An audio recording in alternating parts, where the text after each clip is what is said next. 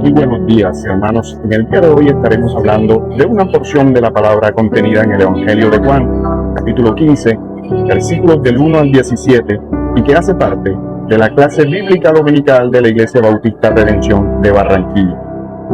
Clase titulada Jesús, la vid verdadera.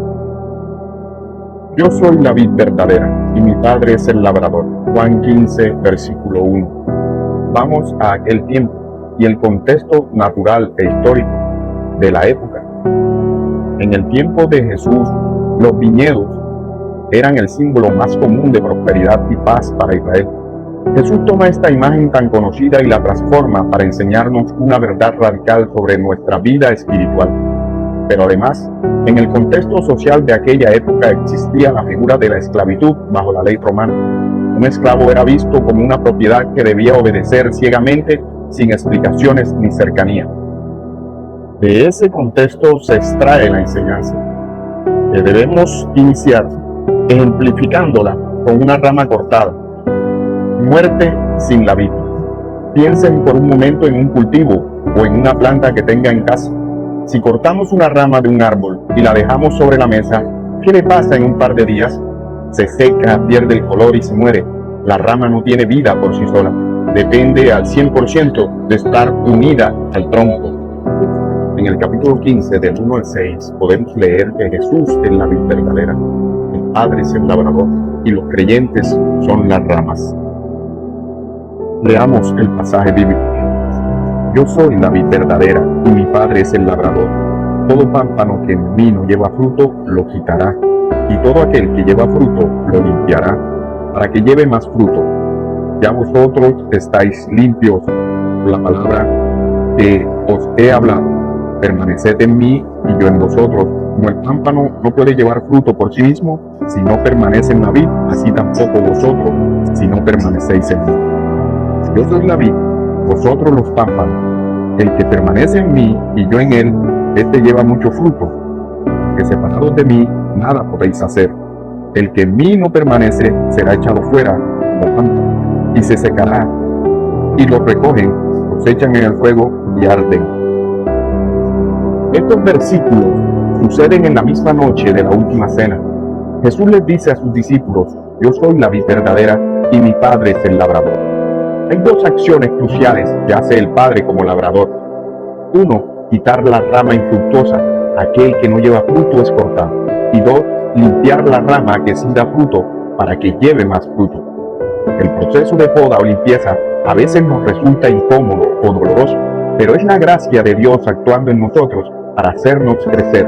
La única manera de llevar fruto no es esforzándonos en nuestras propias fuerzas humanas, sino permaneciendo en Cristo. Si no estamos unidos a Él, nos secamos, somos echados afuera y quemados. La gracia de Dios es inmensa, pero despreciarla o intentar vivir alejados de la fuente de vida conduce inevitablemente al fracaso espiritual. ¿Y cuáles son esos frutos? Lo vemos en el libro de Gálatas, capítulo 5, del 22 al 23. Mas el fruto del Espíritu es amor, gozo, paz, paciencia, benignidad, bondad, fe, mansedumbre, templanza. Contra tales cosas no hay ley. Y al decir que no hay ley, no hay poder de hombre. El fruto del Espíritu no es producido por el esfuerzo externo de la rama, sino por la savia divina que fluye a través de nuestra unión con Jesús. Y seguimos en el capítulo 15 de Juan, a través del versículo 7 al 10.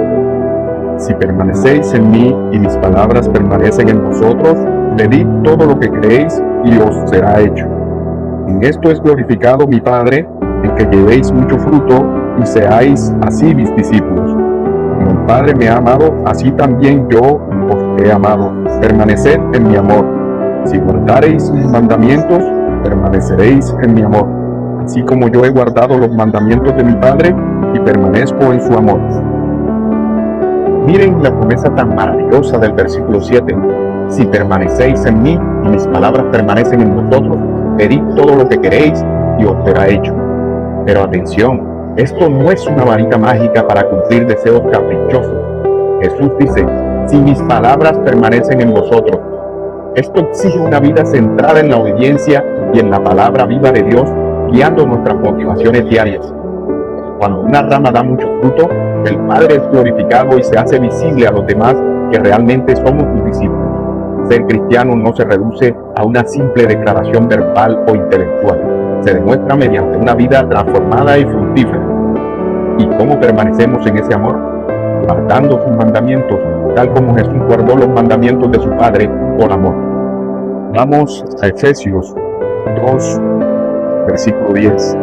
Porque somos hechura suya, creados en Cristo Jesús para buenas obras, las cuales Dios preparó de antemano para que anduviésemos en ella. Así llegamos a los versículos del 11 al 17, capítulo 15 de Juan, el cual leemos: Estas cosas os he hablado para que mi gozo esté en vosotros y vuestro gozo sea cumplido.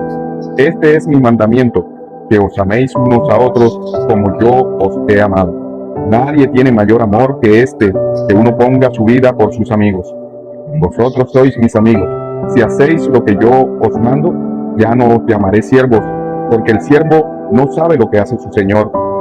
Pero os he llamado amigos, porque todas las cosas que oí de mi Padre os las he dado a conocer. No me elegisteis vosotros a mí, sino que yo os elegí a vosotros y os he puesto para que vayáis y llevéis fruto, y vuestro fruto permanezca, para que todo lo que pidiereis al Padre en mi nombre, Él lo dé. Esto os mando, que os améis unos a otros. Y he aquí una transformación de las costumbres de aquel entonces. Los siervos pasan de esclavos a amigos, elegidos por gracia para amar. Se remarca entonces un principio doctrinal cristiano. Somos elegidos por gracia, no por obras. Y podemos ver que en ese versículo 11 Jesús les habla para que su gozo esté en ellos y su gozo sea completo. El gozo cristiano no depende de las circunstancias externas ni del esfuerzo propio, sino de estar ligados al Señor. Queda ejemplificado que la obediencia se da por amor. Le obedecemos no por un deber frío ni servilismo, sino desde el plano del amor y de la verdadera amistad con Él. Hay en este pasaje una revelación asombrosa. Ya no os llamaré siervos, porque el siervo no sabe lo que hace su Señor, pero os he llamado amigos. A diferencia de un amo mundano que solo da órdenes impersonales, Jesús nos abre las riquezas y verdades del Padre porque nos ama. Y en el versículo 16, la elección por gracia. No me elegisteis vosotros a mí, sino que yo os elegí a vosotros. Es una gracia inmerecida que nos demanda responsabilidad. Hermanos, no fuimos salvos para quedarnos pasivos, sino para ir, llevar fruto permanente y amarnos unos a otros sacrificadamente, tal como Él nos amó. Así como se menciona en 1 de Juan, capítulo 4, versículo 19, nosotros le amamos a Él porque Él nos amó primero. Es decir, hay un origen, el amor entrañable y eterno del Padre hacia el Hijo. Hay un canal, el Hijo, que derrama ese mismo amor perfecto y salvífico sobre sus discípulos, y hay un desbordamiento. Los discípulos, llenos de esa savia, se aman los unos a los otros y llevan vida al mundo, la savia de la vida. El amor cristiano no es un esfuerzo humano autogenerado, y debemos tener presente que hay un llamado a permanecer, tal como se ve en Juan 15, del 4 al 5. La vid verdadera nutre cada área de nuestra vida. Para llevar fruto, debemos permanecer unidos a Cristo, por medio de unas disciplinas espirituales, teniendo una dieta, la cual es alimentarse de la palabra, hacer ejercicio, el cual sería servir y compartir el amor, y un gran descanso, la oración y la adoración, pero sabiendo y conscientes de que la soberanía y la gracia, la iniciativa, pertenece solo a Dios. Él nos injertó en la vida verdadera, no por nuestro mérito, sino por su gracia incondicional. Y que no fuimos elegidos para ser espectadores, sino embajadores, y tenemos la promesa de que el Padre respaldará toda oración misionera hecha en el nombre de Jesús. Y es así que debemos llevar esto al terreno de nuestra vida diaria, basándonos en lo que hemos reflexionado hoy. ¿Cómo podemos aplicar esta enseñanza en nuestras casas, trabajo e iglesia? No podemos ser creyentes pasivos, El mundo necesita ver los frutos visibles del Espíritu en nuestras vidas, servir sin esperar recompensas egoístas. El amor de Cristo nos motiva a darnos por los demás sin buscar beneficios personales. Obedecer por amor. La fe viva se traduce en alinearnos a la voluntad de Dios en nuestro comportamiento cotidiano. Espero que estas palabras te fortalezcan y sirvan para una aplicación real en nuestras vidas. Dios les bendiga.